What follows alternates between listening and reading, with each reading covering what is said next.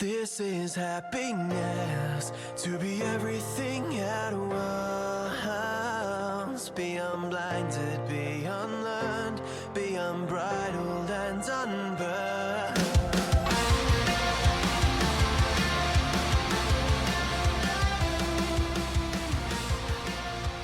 Hey guys, welcome back to a brand new episode of Mood Prep. My name is Dave Nixon, and today I'm going to rehash on something that I've definitely talked about in the past. It was the story of the Grandmaster, the chess player Grandmaster. I actually don't know the guy's name. I should go back and look that up. But I remember reading about this in, I think it was Tribe of Mentors by Tim Ferriss. It wasn't Tools of Titan. It was Tribes of Mentors or Tribe of Mentors. But either way, he went on to speak about a particular chess prodigy that he was in a chess match, and he was in a chess match with a chess grandmaster, and if he beat this grandmaster, which is the highest level, I believe, or maybe there's different tiers of grandmastering, but the highest level of grandmaster within chess, and if he was to beat this person, then he too would become a grandmaster. And self-admittedly, he made a rookie error by trying to... He went and took a rook, I believe, a piece of worth over taking a pawn. He had taken the pawn, then he would have gone on to win the game. Instead, he went for let's call it an ego move and took the rook and ended up losing the game. And then he ended up getting advice from one of the grandmasters that watched the game. And the advice was really simple. He said, look, you're good enough, but the thing is that if you want to be a grandmaster, you first have to be a grandmaster, right? Now, that doesn't mean that if we just think we're a grandmaster, then we can go get grandmaster status in any area of our life. So let this filter out into every single area, whether it be business, the sporting endeavor, relationships, career, study, whatever it may be. Let it filter into everything. In order to be a grandmaster in that, we first have to be a grandmaster.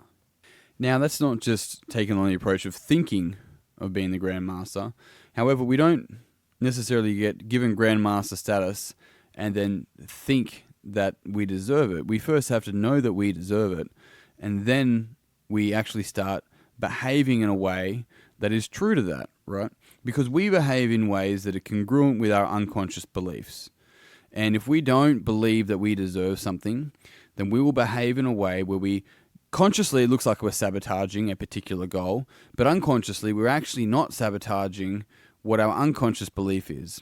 So we'll often consciously sabotage goals, conscious goals, in order to uphold an unconscious belief or an unconscious frame.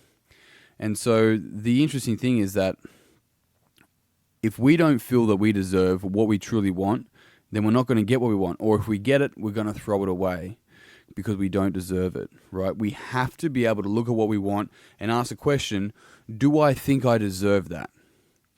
And if you struggle with the answer, then that's showing that we've still got some work to do, because it's not just... We live at this stage in our life, in the history of humankind, in a very, let's call it a material world. There's a lot of objective goals that we want to have, right?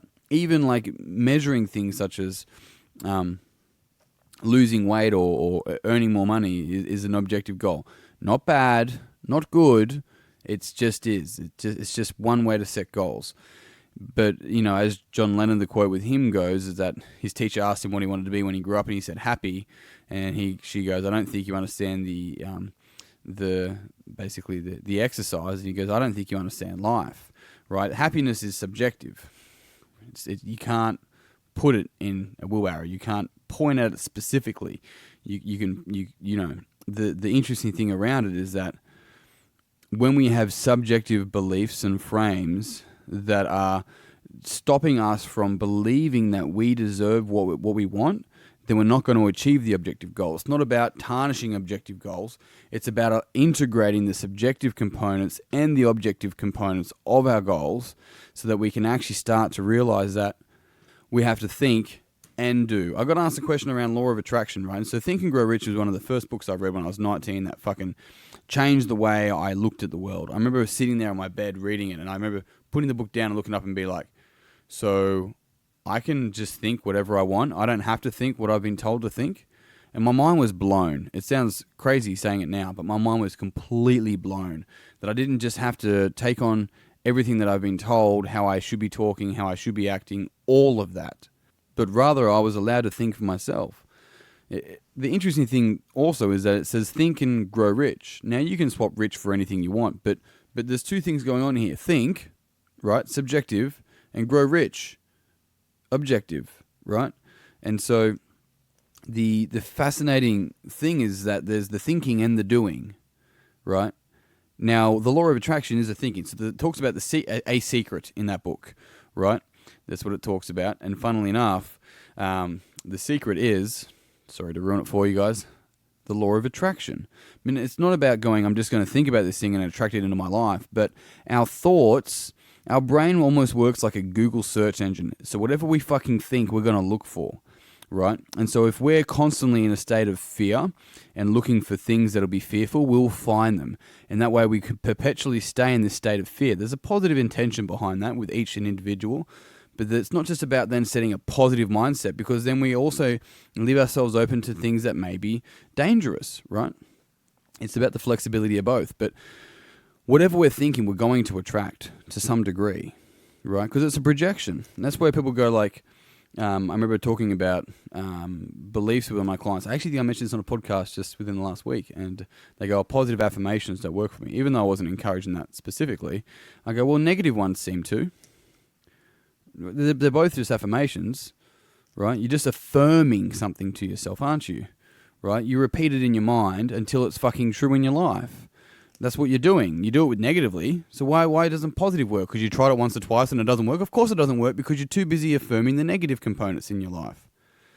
And so it's just this idea of then seeing, of actually fucking thinking, choosing the thoughts that you deem to be true, rather than just being some sort of like roller coaster, like response, reactionary robot to all of the thoughts that come through your mind. They're not your thoughts. They're all influenced by the environment, by other people, by previous thoughts, right? It's not your thought specific. I thought this. No, you didn't. It came through you, mate. Because if I picked you up and put you in a different country, you'd have different fucking thoughts. So you didn't think it. It's a thought that came through you based on all of the environment, all of your cultural influences, and all of the community, and all of your previous thoughts, and all of your physical body.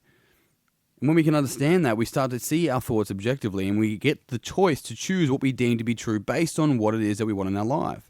And this is how the law of attraction can also be of use. But we must fucking act. If we just sit there and think and not do, then we're not going to get anywhere with it, right? Nor will you fucking earn it. You can't just think it and then earn it and then keep it forever, depending what it is, of course. This is a 10-minute podcast. Bear with me.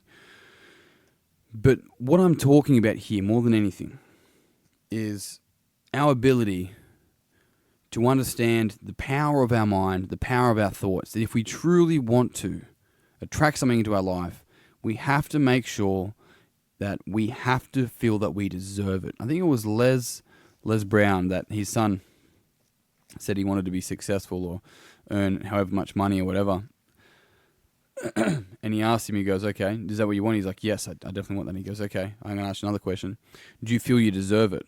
And the son kind of stopped in his tracks. It's like, if you don't feel that you deserve grandmaster status in whatever the fuck you want, you will never, ever become a grandmaster. Because even if you get grandmaster status, but you don't feel you deserve it, guess what?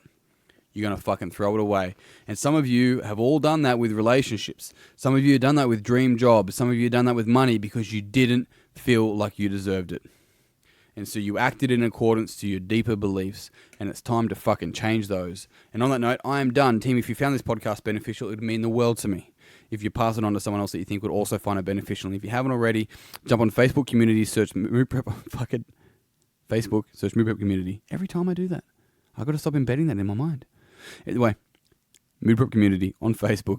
Jump on there, check it out. Hit me up on Instagram at DDNix. Until next time, team, peace and pizza. Kick today in the dick and slay the dragon. I'll see you soon. To be everything at once, be unblinded, be unlearned, be unbridled and unlearned.